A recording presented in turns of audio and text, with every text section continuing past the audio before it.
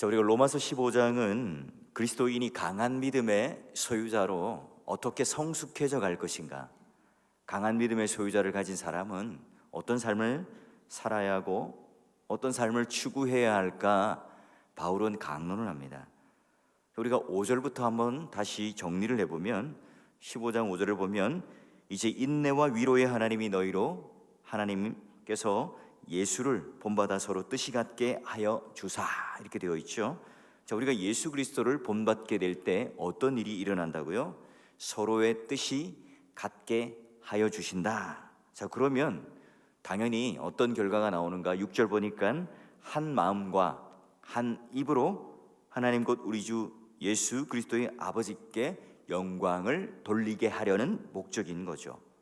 자, 예수님께서 십자가를 지시고 그리고 다시 살아나셔서 부활하시고 승천하시고 지금 좌정하여 계신 그 예수 그리스도를 우리가 본받기로 작정하고 또 예수 그리스도 안에 있을 때에 그분 안에 거하면 상황과 문제 속에 있더라도 우리의 생각과 우리의 뜻이 하나가 되게 하고 같게 하여 주신다는 거예요.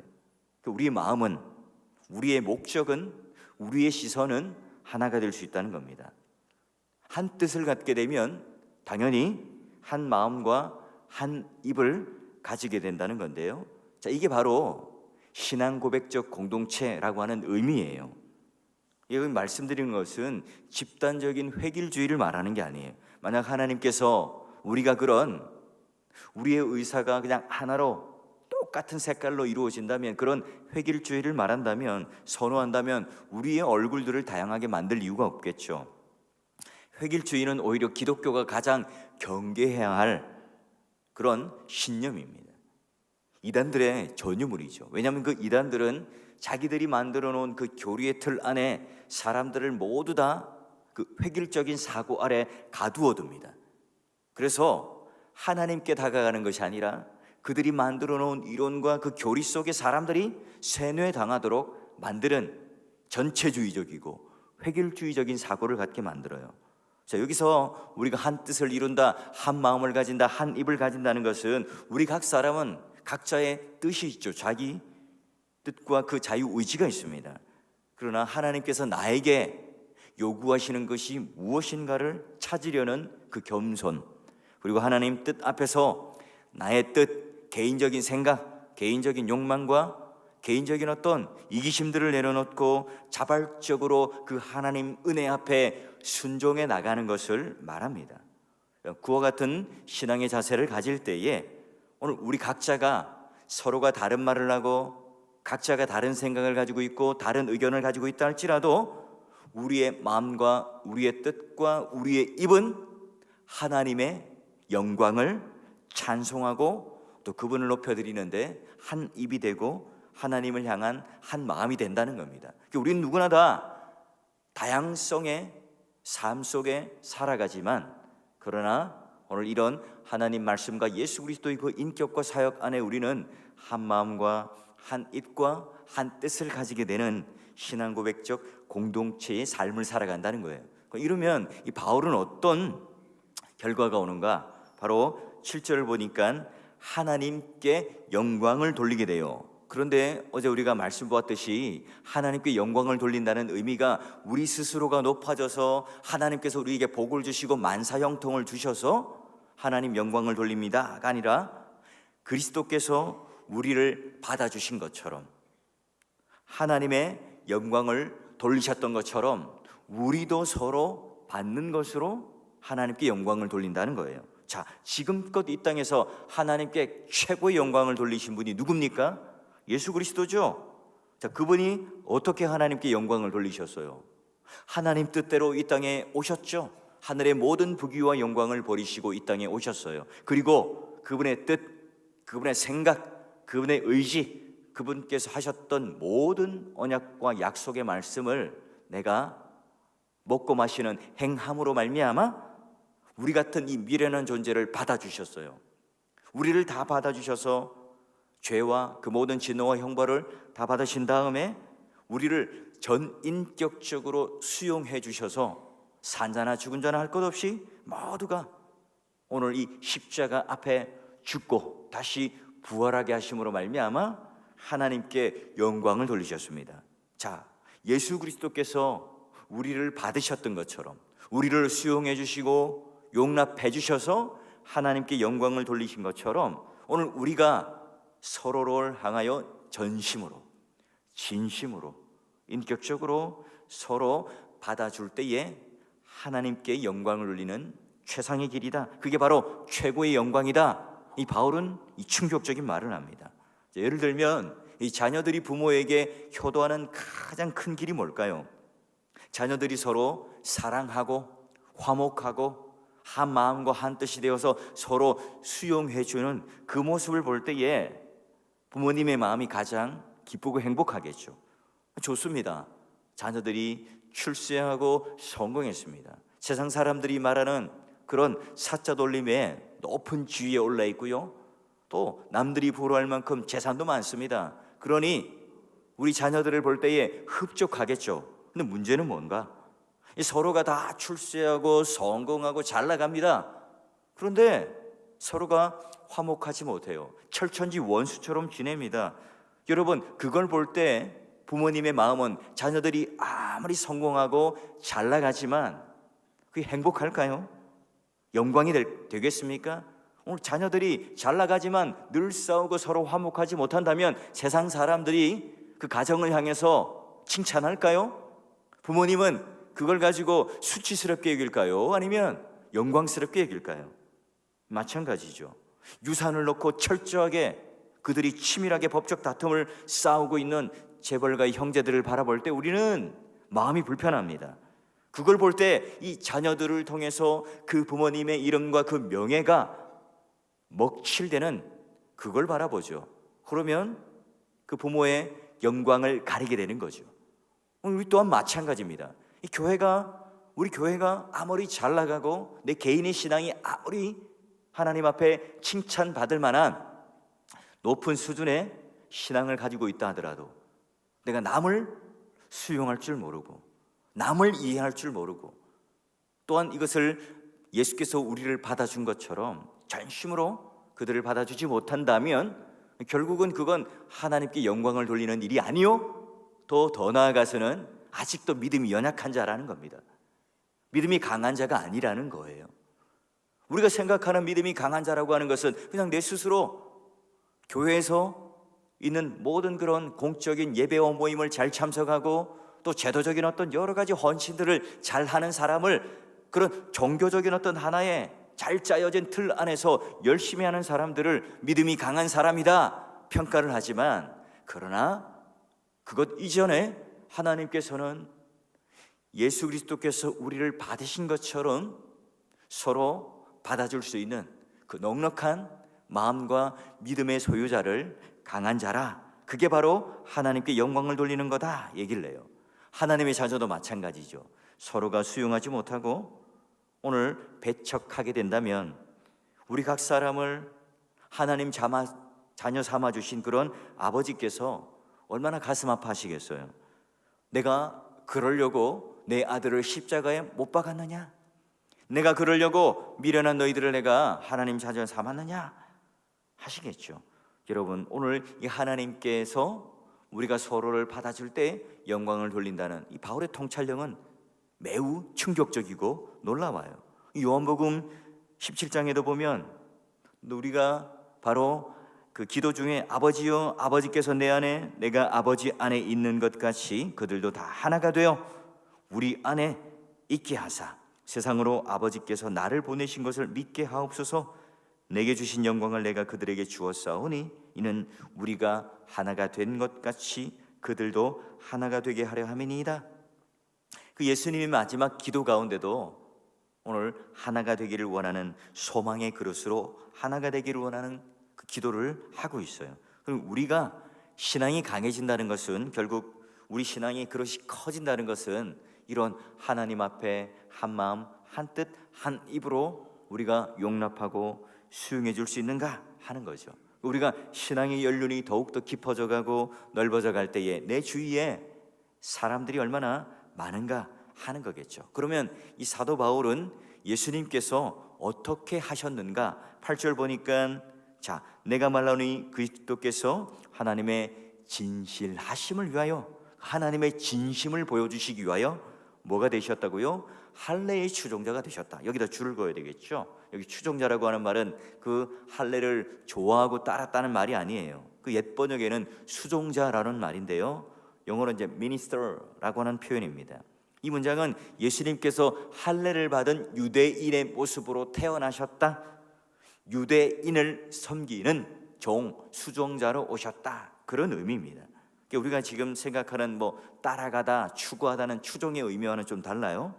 자, 여러분, 이스라엘은 여러 민족 중에 가장 볼품없는 민족이었습니다.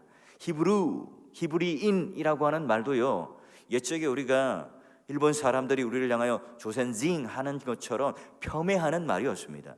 저기 저 강 건너온 불쌍한 사람들, 거짓대들, 그런 의미가 히브리인이라는 의미예요. 자, 그와 같이 이스라엘 백성의 역사를 살펴보면요, 너무나 볼품없죠.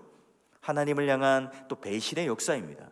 그들을 하나님 백성 삼아 주었지만 그들은 하나님을 섬기기보다는 여전히 그들은 하나님을 거역하는 그 삶을 살았던 것을 보여줍니다. 그럼에도 불구하고 예수님께서는 왜 지금 이 신약의 시대에 유대인들의 할례의 수종자, 섬기는 종이 되었을까요? 15장 8절 하반절에 보면 바로 조상들에게 하신 그 약속들을 견고하게 하시기 위해서요. 나는 너희의 하나님이 되고 너는 나의 백성이 되리라. 누가요? 하나님께서 하셨던 그 약속이요. 여러분, 아브라함에게 할례를 먼저 주셨습니까? 너는 의롭다고 먼저 칭했습니까? 의롭다고 먼저 칭했죠. 15장에 내가 너희 믿음으로 말미암아 의로 여기리라. 17장에 하나님께서는 할례 언약과 횃불 언약을 그리고 준비하셔서 하시는 거예요. 자, 그래서 여러분 99세 때 이삭을 낳고 할례를 하게 되는 것은, 야, 너희가 하나님 약속의 자녀가 된다는 것은 너희 힘으로 되지 않는 거야. 내 언약, 내 힘, 하나님의 뜻으로 되는 거야. 이걸 보여주기 위해서 공장문 다 닫았는데, 생산할 수 없는데, 그때서야 하나님께서 사라의 태의 문을 열어주시고 이제 혈 또는 육정, 너희들 실력으로 낳는 것이 아니라 바로 약속으로 낳는 거다 하는 것을 보여주기 위해서 하하하하 웃는 그 웃음의 이름으로 자, 이삭을 주신 거예요. 그런데 아브라함은 어때요? 이 이후에 유대인들은 오히려 할례, 율법이 오늘 우리가 선민이 된다는 그 표로 잘못 오해하고 받아들이죠. 그래서 유대인들이 할례의 법을 지키는 것으로 구원의 조건으로 오해합니다. 이게 오늘 우리에게 가장 중요한 하나님 믿는 백성의 표다, 오해를 합니다. 이때 예수님께서 오셔서 어떻게 해요? 할례의 법을 지키는 것으로 너희들 의로 여기는 것 틀렸다. 잘못된 그 모든 할례 의식과 율법을 마침으로 딱 마침표를 찍기 위해서 예수님께서 유대인의 수종자로 오셨던 거죠. 형편없는 이스라엘 백성들, 끊임없이 하나님을 배신하는 유대인들, 지금 자기들 세계 속에 내가 옳다고 여기는 그 프레임 안에 갇혀가지고 아무것도 진전이 없는, 하나님을 오히려 배척하고 있는 당신의 백성들을 향하여 다시 내가 너희들을 자녀 삼아 주시겠다, 그 하나님의 열심, 전심으로 진실로 진심으로 내가 이 유대인 속에 할례의 수종자, 유대인들의 섬기는 종으로 내가 보내줬던 이 진심 너희들 알고 있느냐?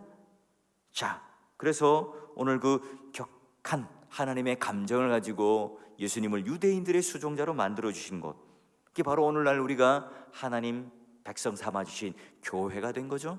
자, 그리고 15장 9절부터 12절까지 계속해서 여러분 반복되는 게 뭡니까? 9절은 시편 18편, 10절은 신명기 32장, 그 다음에 11절은 시편 117편, 그리고 12절은 이사야 11장. 이 말씀 중에 계속해서 공통되는 단어가 뭐죠? 율법과 시편과 선지서에 나오는데 열방들아, 열방, 이방인이라고 하는 말이 나와요.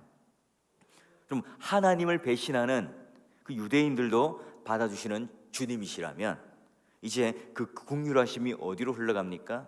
이방인들, 열방, 어찌 이방인들도 받아주시지 않겠는가? 하나님 아버지께서는 이스라엘 백성들뿐만 아니라 하나님을 알지 못하는 그 이방인들도 받아주시기 위해서 이 땅에 예수 그리스도를 보내어 주셨다 강조합니다. 이게 하나님의 진실하심, 하나님의 진심이라는 겁니다. 이세의 뿌리 바로 예수 그리스도. 예수 그리스도께서 이 땅에 오셔서 주님의 이름을 아는 것, 그 즐거움을 유대인들 뿐만 아니라 오늘 열방들을 향하여, 이방인들을 향하여 함께 기뻐하며 찬송하며 노래 부르며 경배하며 이 예배드리는 이 일에 동참하게 하게 하시겠다. 이게 바로 오늘 우리가 가지는 소망이란다, 이렇게 얘기를 해요. 그래서 15장 13절은 소망이라는 단어로 끝을 맺습니다. 우리의 모든 삶의 적용에 마지막 적용을 소망이라는 단어로 끝을 맺어요. 내일 좀 더 자세히 살펴볼 텐데요, 여러분. 그래서 여러분, 오늘 우리가 읽었던 이 구절은요, 없어서는 안 될 굉장히 중요한 단어들로 엮여져 있습니다. 여기서 바울이 말하는 소망의 하나님, 바로 예수님께서 너희 유대인들에게 수종자가 되셔서 그 언약을 완성하시고 그 아버지의 영원하신 뜻 안에서 창세전에 그리스도 안에 택하심을 받은 우리들을 향해서 성령을 보내시죠. 죄의 비참함을 압니다. 그리고 회개하고 예수 그리스도를 믿게 됩니다. 이런 사람들이 모인 곳이 바로 교회죠. 이런 사람들의 소망이 뭘까요? 단 한 가지죠. 예수 그리스도, 그분이 바로 오늘 이 땅에 그 유대인들을 향하여 수종자가 되고 섬기며 받아주신 것처럼 오늘 예수 그리스도께서 이 땅에 오셔서 우리를 받아주셨다는 그 은혜를 아는 자들이고요. 그러면 지금 이제 우리는 어떻게 살아야 될까요? 소망이라고 하는 것은 미래를 향한 것이죠. 그래서 믿지 아니하는 사람들조차 기다리는 성탄절, 이걸 이제 우리는 더 이상 기다리는 사람이 아니라 바로 심판, 재림, 이 사람들은 연기하고 싶고 싫어해요. 그러나 그 재림을 소망하는 사람으로서 이제 더 이상 자기를 기대하지 않아요. 자기 능력, 자기의 실력, 자기의 뜻을 의지하지 않아요. 누가 강하냐, 누가 약하냐, 여기에 관심 있는 것이 아니라 나는 죽을 때까지 나는 예수님께서 나를 섬겨주심이 오늘 나를 살리신 것처럼 여전히 예수님께서 오늘 나를 섬기셔서 십자가에 받아주시고 그 여전히 육신의 옷을 입고 우리와 연합하여 계신 것처럼 여러분, 우리 서로가 바로 이런 용납을 통해서 이제 유대인이라고 하는 서클, 여기를 벗어나서 열방과 이방인들과 함께 웃고 즐기고 기뻐하고 찬양하는 것으로 오늘 우리가 바로 하나님께 영광을 돌리는 삶으로 사도 바울은 그 모든 이 삶의 적용에 대한 끝을 맺고 있습니다. 그러기 여러분, 우리는 전도합시다, 선교합시다, 이게 무슨 슬로건을 내걸고 뭔가 운동을 하고 목에 핏대를 올려서 하기 위한 것이 아니라 오늘 이 구원의 서정 가운데 당연하게 기결되는 것이라는 거예요. 오늘 예수님께서 어떤 분이신가를 알고 나는 그로 인하여 정말 볼품없는 존재, 가망없는 존재였지만 예수께서 우리를 받아주셨고 우리의 생명을 얻게 하시고 그로 말미암아 우리는 이제 강한 믿음을 소유했다면 지금 아파서 힘들고 하고 있는 사람들을 향해서 어떻게 도울까? 여러분, 우리가 가지고 있는 어떤 규정과 관례, 이런 어떤 좀 엄격한 것들을 좀 내려놓고 아주 유연하게 우리 교회 안에 있는 우리 존재들, 또 교회 안에 있는 우리 형제들 자매들이 얼마나 아파하고 힘들어하고 있는 걸 좀 자꾸 수시로 돌아보면서 서로를 받아주고 용납하는 것으로, 그리고 교회 울타리 밖을 넘어서서 이웃들을 향해서 또 우리는 어떻게 이 교회가 받아줄 수 있는 강함이 있는지, 선교지, 전도, 그 모든 현장 속에서 이런 예수 그리스도가 유대인의 수종자가 된 것처럼 오늘 우리가 이웃을 향한 수종자요, 또한 우리 모든 함께 동역하는 믿음의 수종자가 되셔서 그 성령의 능력으로 참된 소망을 누리시고 또한 하나님 앞에 이런 제대로 된 영광, 하나님께서 받으시는 하나님의 이름이 더 높아지는 그 영광된 교회요 성도의 삶이 되기를 주의 이름으로 축원합니다.